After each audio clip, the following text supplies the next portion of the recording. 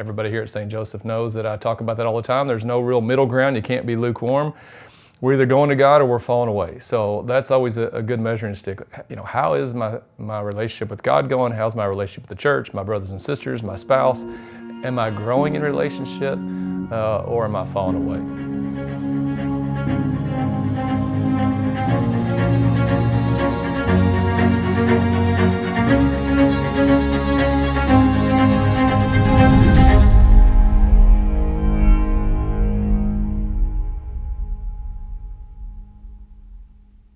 Today is the Thursday after Ash Wednesday. The gospel today is all about, Jesus talking about how we have to pick up our crosses daily. And so I think that's a good place to start. Obviously we start on Ash Wednesday, but the day after it's like, okay, the church has reminded us that's like, yesterday was hard, today's gonna be like, it's gonna every single day. And I told a story at Mass this morning. I was at a family's house last night. Of course, you fast all day and you're like looking forward to your meal. And I had a nice meal, salmon and stuff. And the father of the family, they'd made chocolate chip cookies the night before. And he's went and got his, Tupperware bowl of chocolate chip cookies. Father, do you want a chocolate chip cookie? And I was like, oh yeah, absolutely. I didn't give up desserts. And he said, I didn't either. And he said, but somebody did. And of course, both his daughters had given up dessert for Lent. And so one of them said, can we start Lent tomorrow?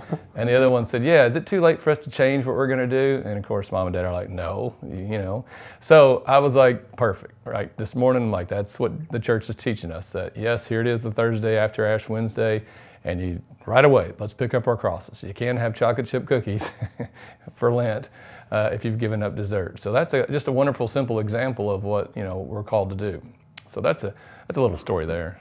I think you start over. If you mess up with something during Lent, it's all about conversion and repentance. And so when we look at sin in our lives, every time that we fall, every time we do something wrong, it's not so much that we've done something wrong. But how do we move past that? Do we turn to God, or do we stay in our sin and stay in our selfishness and say, no, woe is me, I had my chocolate chip cookie, I had my hamburger, whatever. Or do we say, no, I can stand up from this, I can do better tomorrow, I can do better right now. I think it's that whole process of conversion, that it's little by little we're turning ourselves completely over to God. We're making our hearts more like His. So if you mess up, you mess up. But that's what the disciples do. You look at all the apostles, and constantly Peter's going off doing stupid things. He's messing up. He denies the Lord. And then Jesus always sits there and he hands him a peace offering. And he says, okay, I know you messed up. Do you love me? Or are you willing to accept forgiveness? Are you willing to change? Are you willing to be converted? And they always do. They stand back up and they begin again. Yeah, I mean, we have the sacrament of reconciliation in the Catholic Church. What a wonderful tool to have, and it's there because we constantly screw up. And oftentimes it's the same things over and over again. You go back to, Adam and Eve, we still struggle with those same sins of pride, pleasure, and power. The things that on the first Sunday of Lent, we'll hear about when Jesus, of course, is tempted in the desert by those three same things. And so those are the things that get us over and over again. And so if we I think that's one of the keys to Lent is it's just giving yourself over to God, conversion, repentance, the fact that without God, you're not going to make it these next 40 days. You're not going to be able to say no to those chocolate chip cookies for dessert, although you've given them up every single night or whenever the case may be. Only through God and His grace are we going to be able to conquer, or not really conquer, but to achieve what we want to achieve, to continue to grow closer to God.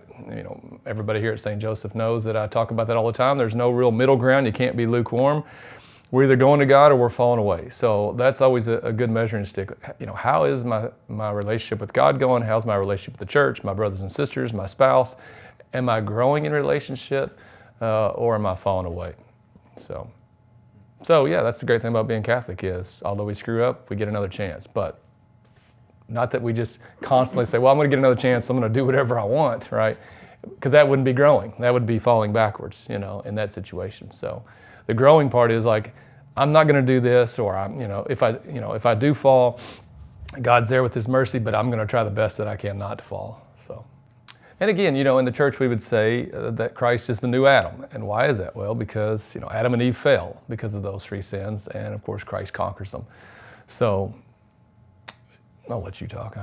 We've got the three kind of pillars of Lent of prayer, penance, and almsgiving. And so our penance, denying ourselves, saying no to things, no to the things that we enjoy in this life, that gives us the strength to be able to really hear God's voice a little more in our lives. And then the almsgiving, a lot of times we think, you have to give money to the poor and stuff, but you can be generous with your time. You can be generous in how charitable you are, whether you cut somebody off in traffic, whether you get angry and upset and throw them a bird or something, or do you sit there and instead offer a prayer for that person or offer it up as a sacrifice. So those three things, they're just kind of, I think that always gives us the extra strength that we need, that we don't do Lent alone, that we're drawing closer to God, we're drawing closer to Jesus in these 40 days, and so we tune out those things of this world that always call our name and distract us, that we can be more attuned to who God is and who He's calling us to be. Absolutely. Again, piggybacking on what I said a minute ago about crosses. Thursday after Ash Wednesday, we hear Jesus remind us that we have to pick up our cross and carry it daily. Again, it goes back to this weekend where we will hear Jesus, given the opportunity to have all the kingdoms. The devil presents him. You can be king of everything. You can be king of the world. You don't even have to do anything. Like literally, just kneel down and worship me, and you can have all the kingdoms of the world.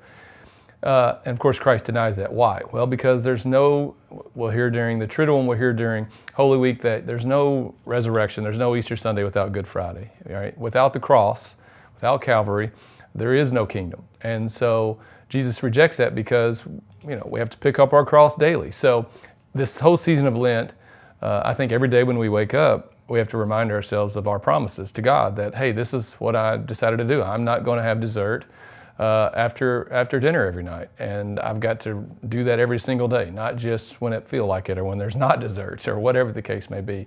I've been thinking about this too. It's kind of like here at St. Joe Church and School, we've been talking about an endowment. And of course, an endowment is something that you put in a big account. The Diocese of Owensboro does this for us. They put all the money in the diocese in this big account, and then they give you 5% of that money every single year. So sometimes it seems like we're just putting nickels and dimes and quarters in this endowment, but it all adds up over time. And in the long run, every single year you get 5%. So it may not necessarily impact or benefit us right in the moment, but it will 10, 20, 30, 40, 50, 100 years from now. And so I think sometimes too, that's what we have to remind ourselves of, the fact that these little things that we're doing, just giving up a cookie here and there or something, doesn't seem like very much, but down the road it's going to mean a great deal. As Jesus says, right? All those who give up lands and families, you're going to be repaid 100-fold.